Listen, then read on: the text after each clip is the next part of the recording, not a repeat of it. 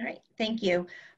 Thanks for having me. Thanks for giving me this opportunity to talk with you guys today about domestic violence. I know it's not a topic everybody wants to necessarily hear about or talk about at the dinner table, but it's something that definitely is important and impactful to our community. Please note that when I say domestic violence, I am talking about, domestic violence as far as a married couple, intimate partners, and even dating violence, because we see it at all levels of the relationships. I do have a trigger warning just because this material can be difficult and hard to hear, especially if you have been impacted personally by violence in this manner. So if it's too much and you need to step away, I don't take offense to that. A little bit about me real quick. I've worked in the emergency department since 2006. I've been a part of our forensic nursing program since 2008. In 2015, I stepped into a role of management with the program being one of my responsibilities. And thanks to grant funding and the growth of the program in 2017, I moved into a coordinator's role over the Serenity Program, and that is my sole role at this point in time. What is the Serenity Program? When we talk about this, it is a group of nurses that are specially trained to care for survivors of not only sexual assault, but domestic violence, intimate partner violence. We also work with survivors of human trafficking, and we can also work with individuals that are impacted by child abuse or elder abuse. The mission of the Serenity Program is serving survivors with empathy, compassion, respect, and encouragement while meeting the needs of our community, instilling confidence, building trust, and restoring the hope to move forward in their journey. The program here at Altman has been around since 2004. It was formerly known as the SANE program, but recognizing the advancements that have been made in forensic nursing and kind of expanding our roles, we changed the name to the Serenity Program to incorporate the fact that we now see patients experiencing other forms of violence other than just sexual violence.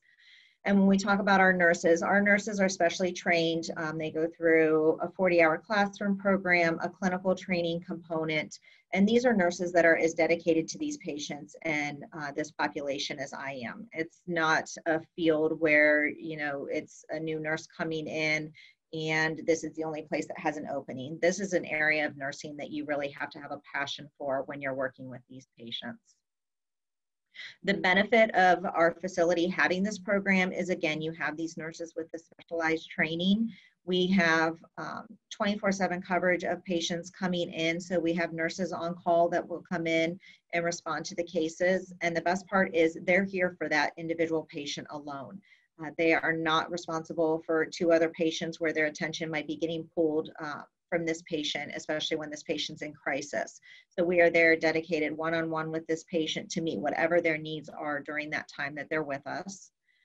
Last year, we saw right around 300 patients that we took care of, and we do serve Altman main campus, Orville campus, and the Massillon campus. So this way we are not pulling patients from their community. Wherever they present, we go to them. For the purposes of this presentation, though, we are going to focus on the domestic violence component.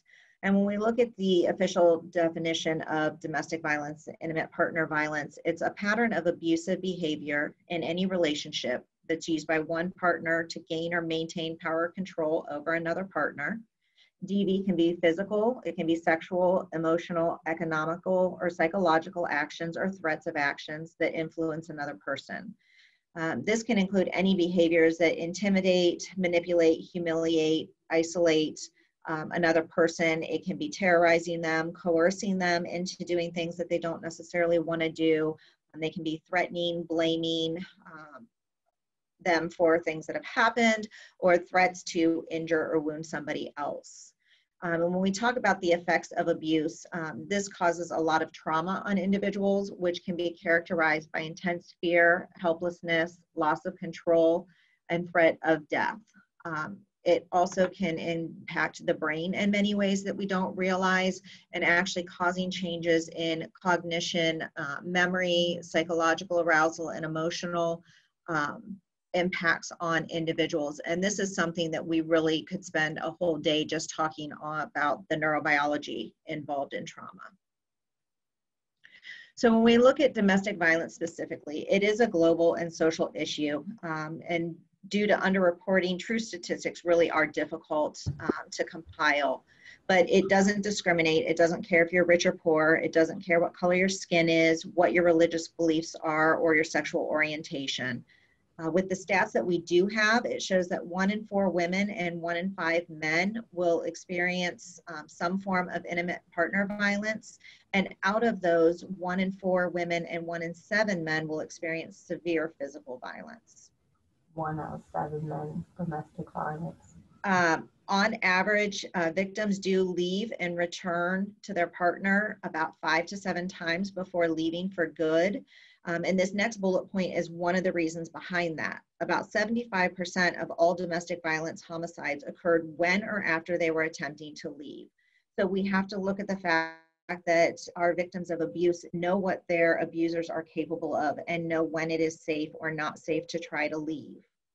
Some other statistics, 73% of male abusers were abused as children, and intimate partner violence is the #1 cause of death for pregnant women. So when we look at dating violence and some of the common themes that we see behind this in the relationships and how the relationships develop, a lot of times it'll start with an over-attentiveness. It's great, and it's a new relationship, right? We're excited, we want to be together all the time, we want to talk all the time. They're reaching out because they really like us, they're really into us. And it can be, you know, just that new relationship. It is exciting, and you know, you want to spend your time, you want to get to know this new person. And it can be completely innocent, but then when we see it combined with these whirlwind romances, you know, they are the one, they're perfect in every way, they fall in love quickly, and they're promised the fairy tale. This is that combination. This is a common theme that we tend to see with domestic violence. It's that quick, get them locked in, get them locked into marriage, get them locked into a child, something that will keep that bond between the abuser and the abused. During this time, we start to see that alienation. So, you know, maybe it's don't go out with your friends tonight. I'll be lonely without you. I just want to be with you tonight. I had a bad day, you know. So they start to see their friends and family less and less. The abuser may even be encouraging their partner to quit their job. You know, I want to be your Prince Charming. I want to take care of you. And it may seem great. It may seem like they are, you know, this fantastic person, but it could also be the fact of them beginning that cycle of power and control because they've now taken away your financial freedom from you.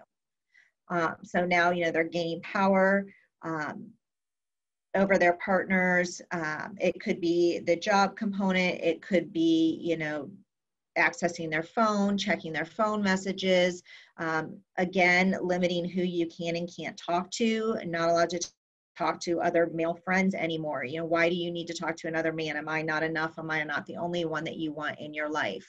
But we start to see that shift, and we start to see that testing of boundaries and how much they can get away with in the control of everything.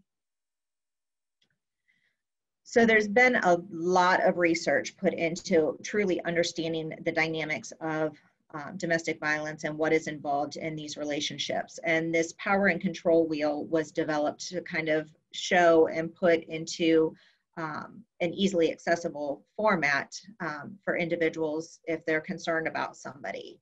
And when we look at this, we look at that control, whether it's intimidation and causing fear based on a behavior. Maybe they're smashing things or breaking things that belong to their partners. Maybe they're abusing their pet or displaying a weapon.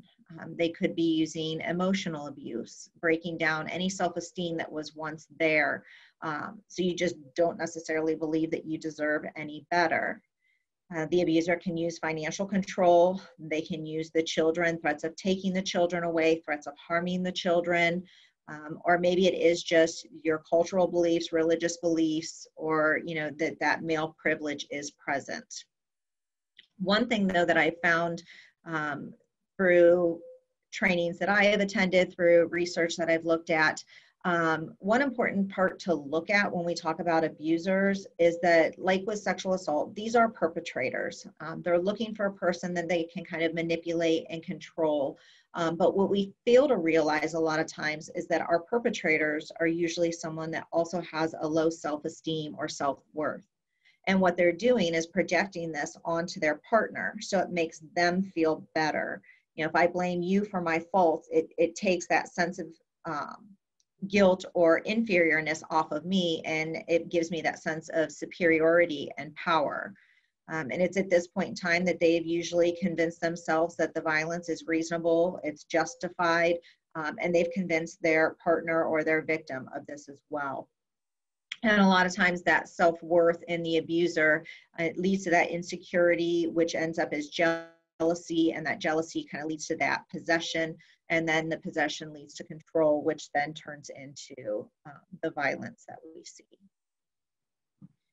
When we look at the cycle of abuse, once the abuser gains control, you know, it begins in that tension building phase.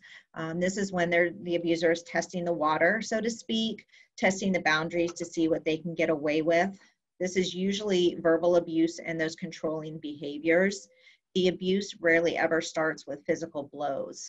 It's that yelling, belittling, blaming the other. And by this point, you know, we've seen some of that alienation already beginning. So, you know, do they have somebody still to confide in or talk to and say, you know, this is happening, I just don't know if this is right, or what I should do. Their support system is usually minimal at this point in time. And now the abuser is kind of learning just how far, just what buttons he can push, just how far he can go with things. And I tend to say he and she just because that's the normal dynamic, but by no means is that the only dynamic involved in domestic violence. Once we work through into that tension phase, then you have the explosion that happens. This period's usually very brief. And again, because of that alienation taking place, a lot of times our victim is more dependent on the abuser, so they have limited options once that explosion happens. And then we move right into the honeymoon phase. This is where you have the apologies. I am so sorry. It will never happen again. I love you. But we also see the blaming that happens. If you wouldn't have, you know, left the house a mess, if the dishes would have been done, if dinner would have been on the table, I wouldn't have had to get so angry and this wouldn't have happened. So that manipulation is there, and that, you know, using their superiority and pushing their faults onto the other. When we look at this cycle, it very rarely ever stops with just one incident. And it usually repeats, and as it repeats, it increases in frequency and severity. So when we try to understand why does somebody stay in something like this, a lot of times there's a sense of loyalty there. There may be denial or shame or fear. Maybe in the beginning, friends saw something in this individual and spoke up, and so now you don't want to admit that they were right, or you've left once and ended up back in the relationship, and so now you're fearful to talk to what used to be a support system because you don't want them saying I told you so, or you know, you don't want to have to keep dealing with that back and forth. It can be those cultural or religious beliefs. Again, it can be that financial dependence. They've worked up to this, so they've got an individual in a position where they are needing and dependent on them. They can be using the children. Maybe this individual was abused as a child. So to them, this is just a normal relationship. This is what they've always seen. This is what they've always known. So why would I deserve any different? Sometimes it's keep your friends close, keep your enemies closer. If they're in the relationship and know where their abuser is, did they go to work today? Okay, so they're at work for 8 hours. Now I am safe at home for these 8 hours. You know, I can do what I need to do. I can try to diffuse any possible situation. So I'm getting dinner ready. I'm doing what I need to. When the abuser walks through the door that night, I know what his mood is. I can kind of gauge what my evening is going to be like. If they've left their abuser, they don't know if they went to work that day. They don't know what kind of mood they're in. They don't know what kind of threat may be posed or they may be at risk for. So by staying in that relationship, they feel safer because they know what is going on. But a lot of times, you know, there's again, that mental manipulation, there's that brainwashing, there may have been gaslighting involved. But they truly love their partner. They truly believe that this is going to be the last time. They hope that this is going to be the last time. They really want that fairy tale we all grew up wanting in our lives. When we look at some of the dynamics that we see, I mentioned earlier that domestic violence does not discriminate, but we can look at some of the different dynamics that impact the different individuals. As far as women, this is what we typically think of, the male partner abusing the female. It can be attributed to, social and cultural norms. It can be that power and control. It can be the type of environment that they grew up in. And again, is this normal? Is this what they expect? Do they not think they deserve any better? Are they a stay-at-home mom that they take the car keys? So when the partner leaves for work, they can't even leave the house because they don't have any means to get out of there and they have no money. We did make mention of the stats on pregnant women already. They are highest at risk when they've experienced some form of abuse prior to being pregnant. And then the abuse can occur or increase in frequency during and or after the pregnancy. When we look at this and we look at that power and control, was this pregnancy something that was wanted? Was this a form of control? Was birth control sabotaged and means to get the partner pregnant, to have that control and to have that dependency on them? And now is the partner using this pregnancy, threat of harming the pregnancy, threat of harming the child, threat of taking the child away and accusing them of being an unfit parent. So again, it just gives different dynamics of the control that can be held over the individual.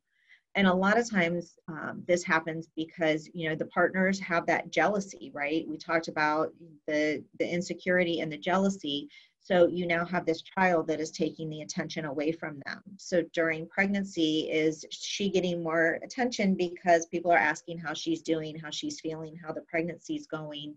And afterwards, the attention is focused on the baby usually. So it's that jealousy factor that can impact things as well. When we look at men, we tend to overlook men a lot. This does happen more often than we would like to think from all cultures and walks of life. But men, I think, tend to be a lot more reluctant to report, whether that's embarrassment or fear of not being believed or that the partner will seek revenge. They can use psychological and emotional abuse that, again, it includes that belittling, shaming, blaming them for not being good enough, maybe not providing enough. Maybe it's humiliating them in front of their friends or colleagues or family members. It can be that possessive or jealous or controlling relationship. At times you do see the physical, not as common with the males.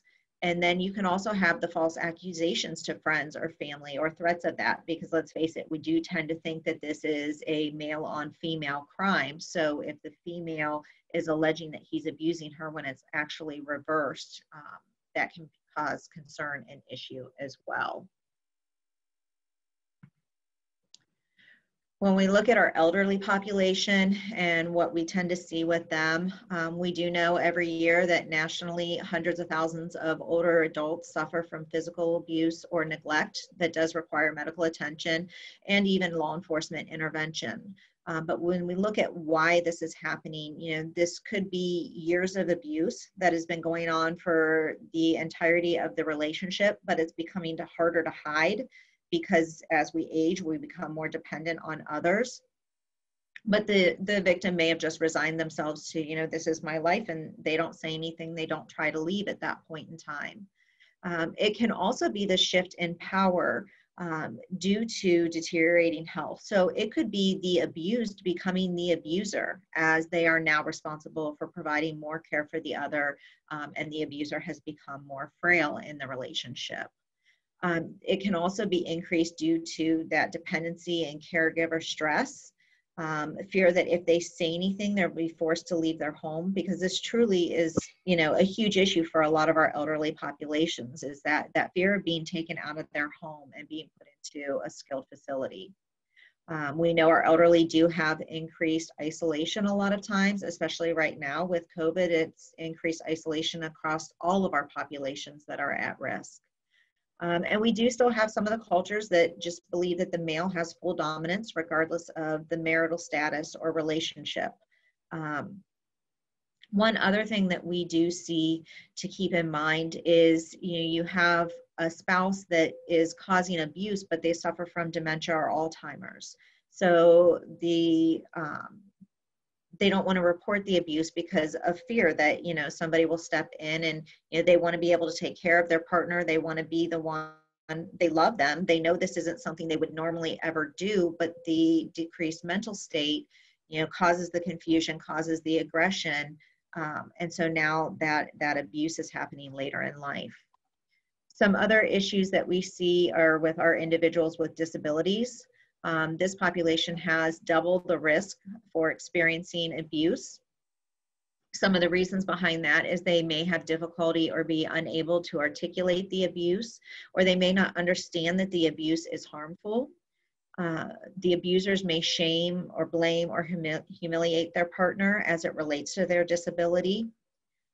Again, they may be using that gaslighting. They may be telling their partner that they're faking it or it's in your head, and whether that's, whatever disability they have or whether it's the type of abuse that they're experiencing during that time. We see the abusers break or threaten to break assistive devices as a means of control. You can see them withholding or threatening to withhold medications, over-medicating, or mixing their medications in a dangerous way that's not the prescribed way that they're supposed to be taking them. It can be threats of abuse against service dogs or animals. It can be injuries or threatening to injure the hands of somebody whose communication is dependent on American Sign Language, and causing that type of control and injury to them. It can be refusing to help them, get medical care, or isolating them from other family members or individuals that could provide care for them. When we look at our LGBTQI community, this is another population that experiences higher episodes of abuse, regardless of whether it's lesbian, gay, transgender, or any other dynamic of relationship. But there is decreased reporting, which can be attributed to concerns related to stigma. There's already, a lack of acceptance a lot of times for this community, so there's concern for shedding a bad light on them. Some means used to initiate abuse are those threats to out an individual if they're not open about their sexual orientation. If they're HIV positive or trans individuals, there may be threats again to out them. Also threats that maybe, no one else would want them, no one else would love them. Or they can be using their medications for our trans individuals, withholding them or destroying them as a means of control or abuse. And then we look at our adolescent population. This can be in person or electronically, as with any of the forms of abuse. 1 in 11 females and 1 in 15 male adolescents have reported abuse in relationships. And when we look at why we tend to see that it's during this time that, adolescents are learning who they are and trying to gain independence, which puts them at significantly higher risk because they're inexperienced with romantic relationships. They don't necessarily understand what healthy is. A lot of times they want independence from their parents. They have these romanticized views of love. They're often informed by media images. You think about what most kids grew up watching, a lot of times it was Disney. So you look at all these fairy tale endings. You look at 2 of my all-time favorite Disney movies, Beauty and the Beast. We have the Beast who was aggressive and angry and mean, and then all of a sudden he falls in love and breaks this spell and he's this Prince Charming. In reality, that just doesn't happen in abusive relationships. Or we look at the Little Mermaid, who sacrificed everything. She sacrificed her voice and her family for this man she'd never even met, but she just fell in love at first sight. We see these glorified relationships, even though they are cartoons, it puts that image in our mind at a very young age. And it's kind of hard to get away from that in that adolescent stage. Sometimes they're pressured by peers to have these dating relationships. So they stay in it just so that they do have a boyfriend. They're more likely to turn to friends than a parent if they are experiencing violence. So are they getting good sound advice, or, you know, are they getting advice from somebody who grew up in a violent home as well? So it's normal. They don't understand to tell them that it's not a healthy relationship.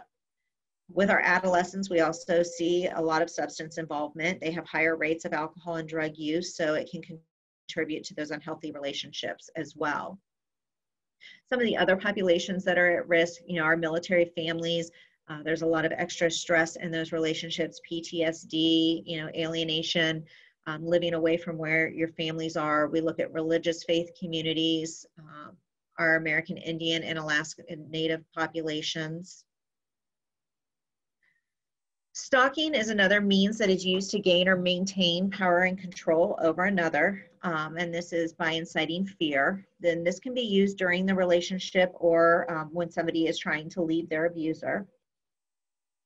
By definition, stalking is a pattern of repeated and unwanted attention, harassment, contact, or any other course of contact directed at a specific person that would cause a reasonable person to feel fear. So this can include making threats against the person themselves, their family, or friends. It can be non-consensual contact, like constant phone calls, emails, unwanted gifts. It can be repeatedly showing up at the same places. And that can be, you know, hard to prove depending on the relationship dynamics. Do they work together? Is it, you know, acceptable in some means that they would show up in the same cafeteria, the same hallway, the same, you know, be leading work at the same time? Or is this something that is planned that they are doing? It can be technology driven. There's GPS and tracking software that can be put on phones and hidden on phones so that they know where their partner or ex-partner is at. It could be video voyeurism, using those tiny nanny cams in the house, and you know, you don't realize they're there, but yet they're watching and know when they're in the house, what they're doing, if they're where they said they were going to be. It could be going into the house and turning on lights, turning on faucets, turning the stove on, opening or closing doors that are normally either always opened or always closed. Kind of, again, that gaslighting to lead the victim to wonder, okay, is somebody really coming in? Is somebody really doing this? Or am I just losing my mind? And that can be something that's very hard to prove if they try to move forward with pressing charges, if you know you didn't witness them in the house or doing this. So with that fact, documentation is really, really important when it comes to stalking cases. Other things that are really important when we're looking at working with domestic violence patients is recognizing some of the common experiences those being abused have. And as medical professionals, we really need to assess for these extra areas of concern. One being traumatic brain injuries. We know that there's been a great amount of attention placed on traumatic brain injuries with athletes and the impact that it has long term.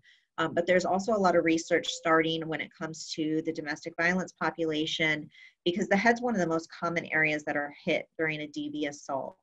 The abuser hits where it can't be seen. So, you know, you may have a big old hematoma or a bruise or goose egg on your head, but your hair is going to cover it. So you can walk out of the house and know that it hurts and it's there, but somebody else is not going to be able to see it. And the problem is, you know, our victims are having physical trauma within an environment that is mentally traumatizing to them. And when we look at traumatic brain injuries, the number one treatment is brain rest. So, you know, we tell our athletes or, you know, car accidents, whatever that experiences a traumatic brain injury, rest, no work, no school, no sports, no activities until the doctor releases you. Well, our individuals that are in a violent relationship, they don't get that opportunity. They go through this abuse and then they're expected to have, you know, homework done with the kids, dinner cooked, the house cleaned. They don't get that time to rest before they return to normal activities and to allow their brain time to heal. So they have a lot of the cognitive difficulties as a result, and this can include difficulty paying attention. They miss appointments. They can have difficulty making decisions. They may start to have impulsiveness or changes in their personality, maybe increased irritability is something that you notice, or PTSD. But it's these lasting effects that can make it difficult for people to stay engaged in treatment or safety plan. And it can make them in turn seem like they're difficult to deal with because we laid out this plan, this is what they're going to do, and they don't have that follow through. So they literally can't think through or work through how to get out of the situations that they're in. Another thing that we look at a lot with our patients is non-fatal strangulation. This is a common form of violence that's experienced. And when we talk about strangulation, it takes less than 5 pounds of pressure to occlude the jugular veins and 11 pounds of pressure to occlude the carotid artery. And an individual can lose consciousness in less than 10 seconds. So that being said, with that little amount of pressure needed, a lot of times when we see patients that tell us that they were strangled, there's no visible injuries there. So it can lead to under treatment when they do seek medical care. But it's not uncommon with strangulation to have injuries that don't present for days or weeks later. They can have carotid dissections with no other symptoms. It can lead to strokes. It can, again, lead to emotional symptoms, anxiety, PTSD. But this is another area that I really recommend that medical staff are familiarizing themselves with, because we have to be able to recognize all the symptoms that they may be having, or understanding to ask the right questions. And when strangulation is involved, the lethality risk is greatly increased. So some of the stats that go along with strangulation: 10% of violent deaths in America are the result of strangulation. Men who have strangled are 750 times more likely to kill. So again, just showing that increase in lethality that is present. And one study that was done showed that out of 44 officers that were studied that were killed in the line of duty, 33 of the assailants had a history of strangulation. So again, it's just looking at the lethality and the violence that's capable of somebody that is willing to strangle another individual. So when we're talking about domestic violence, some of the red flags that you may see, whether you're in the medical field or this is someone that you love, you may have that overbearing partner. They're answering all the questions, whether that's a patient or a friend. They refuse to leave the individual alone. Maybe the individual has an intense fear of their partners, and you can see that, when they're interacting with each other. Maybe the friend or patient is deferring to that individual for the answers to the questions when you're talking to them. They may be accident prone and have unexplained injuries that are inconsistent with the story. Maybe they're minimizing their injuries, or they have an unexpected response. Maybe they're laughing or crying when they're giving the history. Having that delay in seeking care, especially, we see it in the ER, somebody that had a fracture that just never got cared for, or they may be evasive or guarded when you're asking how the injuries occurred. You may see changes if this is someone that you may see those changes in their behavior. They're just not the happy-go-lucky person they used to be. Maybe they appear more embarrassed or anxious. Maybe they're very tearful. Maybe they just truly seem depressed, and you're just seeing those changes in them. It can be changes in performance. They're unable to perform their daily tasks, whether that's childcare, housework, the requirements with their job. They're not meeting the expectations of their daily life. We see drug and alcohol abuse. This can be a coping mechanism, and it's just how they get through the day is to use drugs or alcohol. It can also be a means of control. The abuser could have utilized drugs or alcohol and encouraged them to become dependent on them, and now this is a way they control them as well. And our suicide ideation or attempts and our overdoses. Is this somebody that really just can't take it anymore? They're done. They see no other way out of their situation. So they're attempting suicide or overdosing on whatever the substance is that they prefer, or a substance that they had in the house.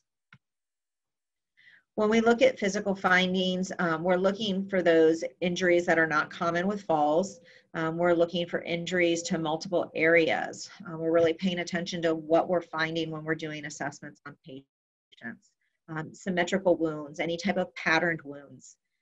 If you see wounds with various stages of healing, mid-arm injuries, the back of legs can be indicative of defensive wounds, whether their arms were up guarding themselves or the back of their legs if they were in a fetal position during the abuse and just kind of curled up and trying to protect themselves. We may see the strangulation marks. And with that, you may actually see scratches on the neck more as a defensive, trying to get whatever was around their neck or strangling them off. So they may have been self-inflicted, but indicative that something was around their neck.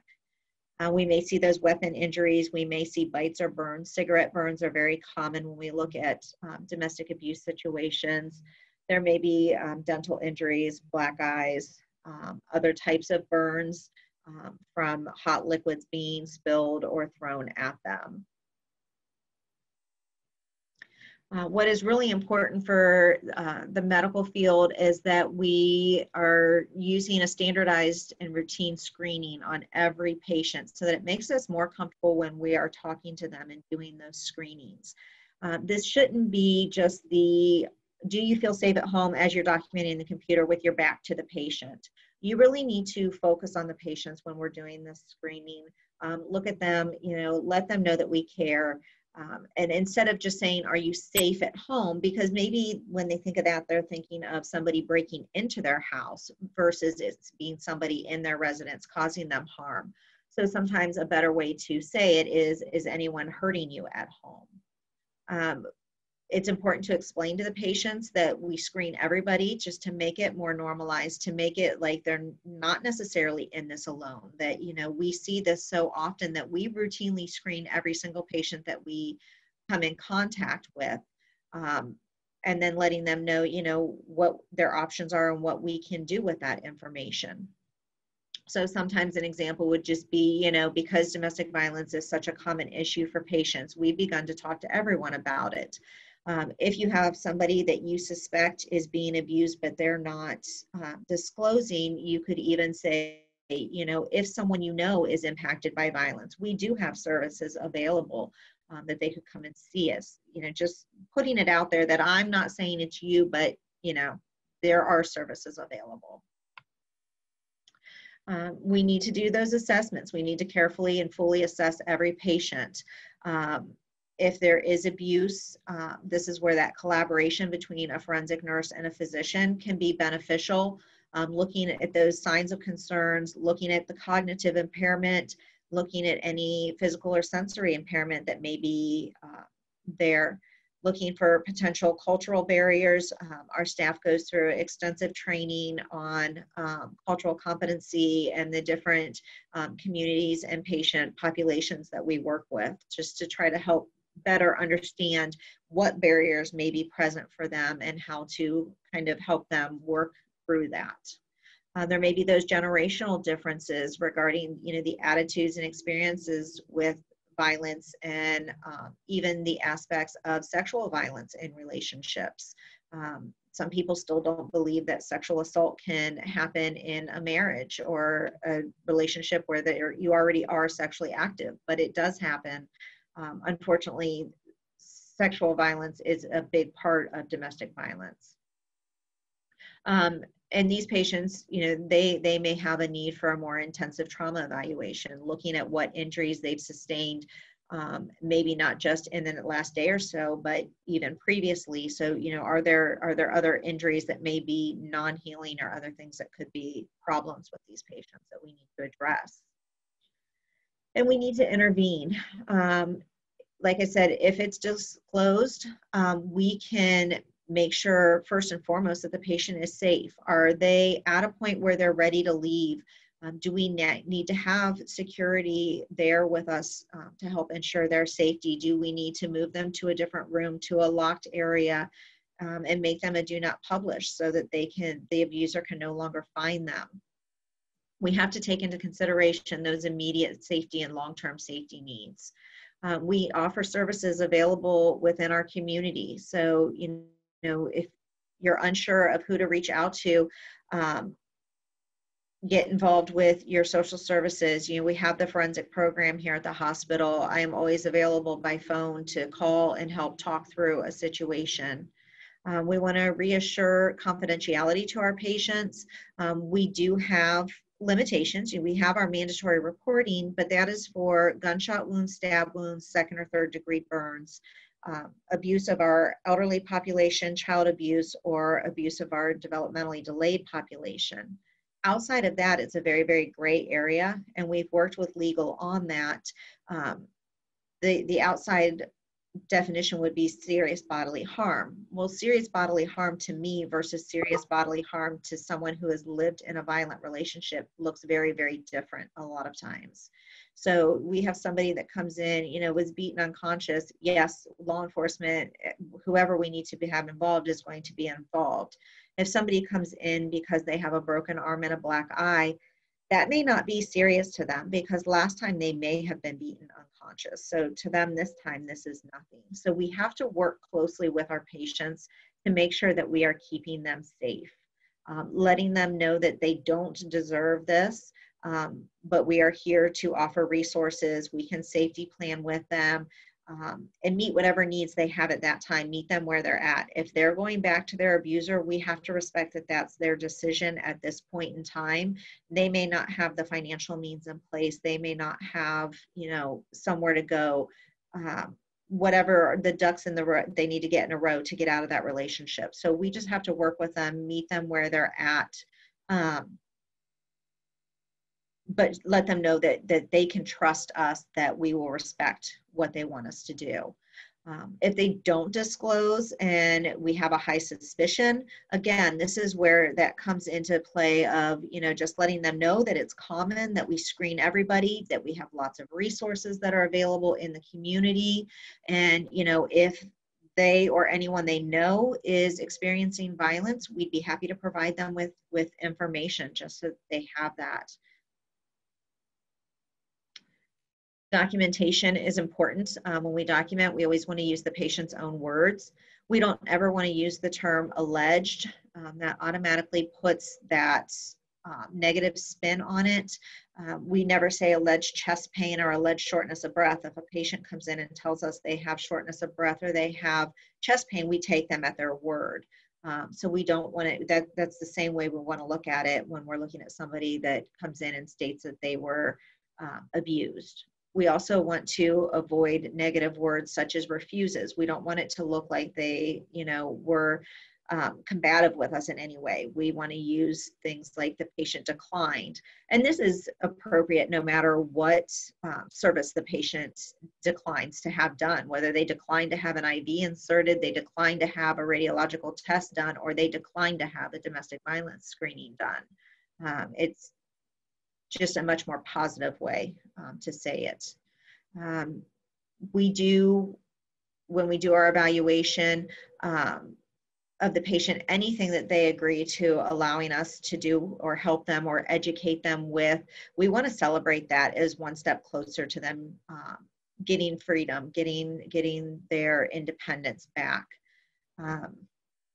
Again, if somebody that within the hospital discloses, or you're unsure of how to handle a situation, we've got the social workers here at the hospital, and we've got the Serenity Program that can be utilized as a resource, again, to kind of help think through the situation and what might be going on.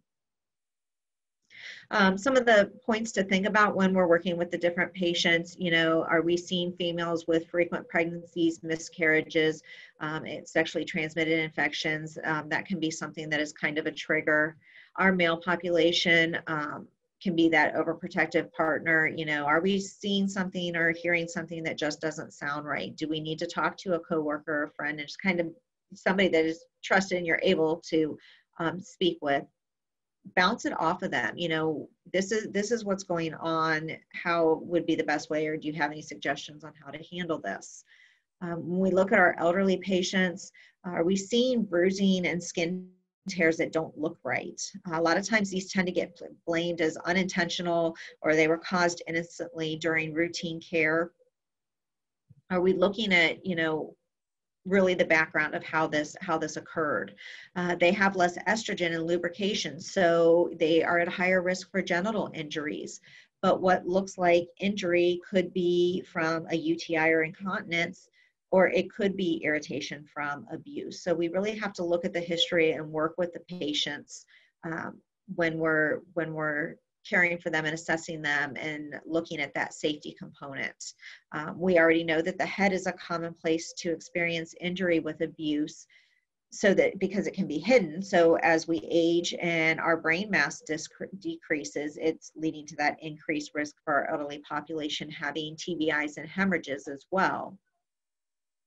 Our adolescents, we need to not take for granted that they're younger and they trust talking in front of their parent. We still need to make sure that every patient that we're screening privately. An adolescent may not be comfortable disclosing in front of their parent that they're in an abusive relationship. Our disabled population, again, are we using appropriate translation services if we need to, whether that's hearing impaired or non-English speaking? Are we using the translator services so that we can guarantee we're getting the appropriate assessment? Are we communicating at their cognitive level so that they understand the questions that we're asking? Do we need to get legal involved if we have concerns about their power of attorney or their guardian? Again, our LGBTQI population, respect is huge with this population.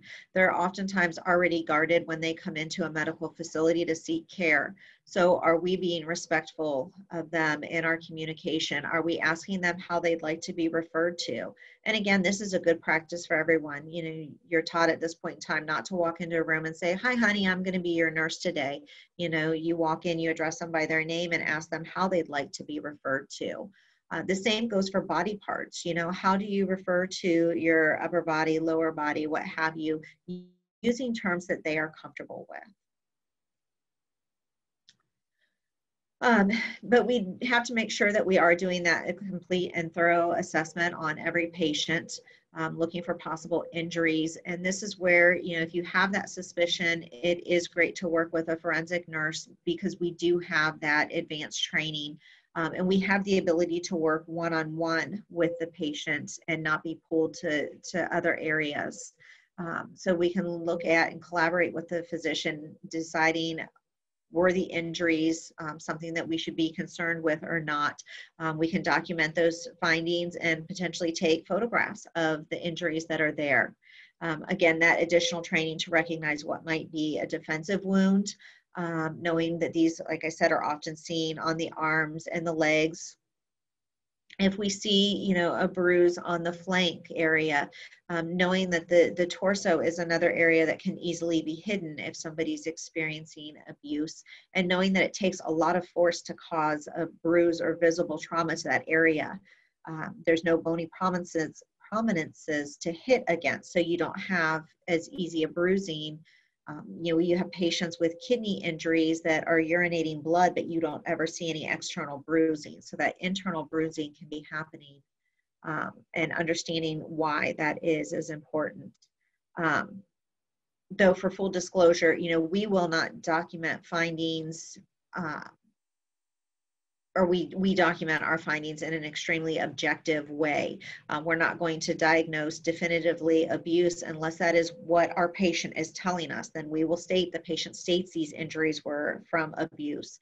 But if we have a patient that is denying that and saying they fell down the steps, we can't say 100% yes, it is abuse or not abuse. But we can document and build that medical component for our patients. If somebody does disclose, the most important thing is always to let them know that you believe them, that you're sorry this is happening to them. But we really want to make sure that they know that we care, that we're interested in what they're telling us, but we want to empower them. The biggest thing with those that have been experiencing abuse is that lack of power and control over their life. So during our exams, during their time with us, we want to make sure that we are giving 100% of control back to our patients. They have to consent for our forensic nurses to come in and see them and do our exams. And every step of the way, we stop and we ask for permission before we move on. And especially being non-judgmental, really just letting them know that you're there to listen, being aware of your own body language. If somebody discloses and tells you a horrible experience that they had and you're looking at them with sheer terror on their face, that can shut them down from being willing to talk to others and disclose to others. So we definitely want to be aware of our body language and what we're portraying back to them.